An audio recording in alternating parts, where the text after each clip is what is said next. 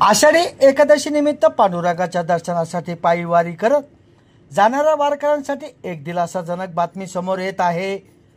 पंढरपूरला महाराष्ट्रातूनच नव्हे तर अनेक राज्यातून लाखो वारकरी अनवाणी प्रवास करत पाऊस वारा ऊन सहन करत विठुरायाच्या भेटीसाठी दरवर्षी जातात।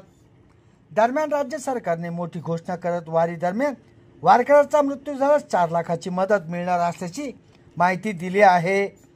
याचबरोबर जर वारकऱ्याला 60% अपंगत्व आल्यास त्यांना 2.5 लाखांची मदत मिळणार असल्याची माहिती राज्य सरकारकडून देण्यात आली आहे।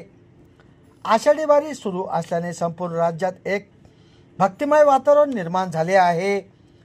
पंढरपूरच्या वारीमध्ये लाखो लोक माऊली माऊली भावदास एकनाथचा जयघोष करत विठुरायाच्या दर्शनासाठी जात आहे।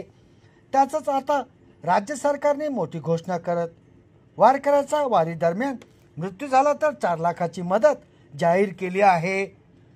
तर वारी दरम्यान वारकऱ्याला 60% अपंगत्व आल्यास त्यांना 2.5 लाखांची मदत जाहीर केली आहे। वारकऱ्यांसंदर्भात सरकारकडून एक नवी परिपत्रक जाहीर करण्यात आले आहे।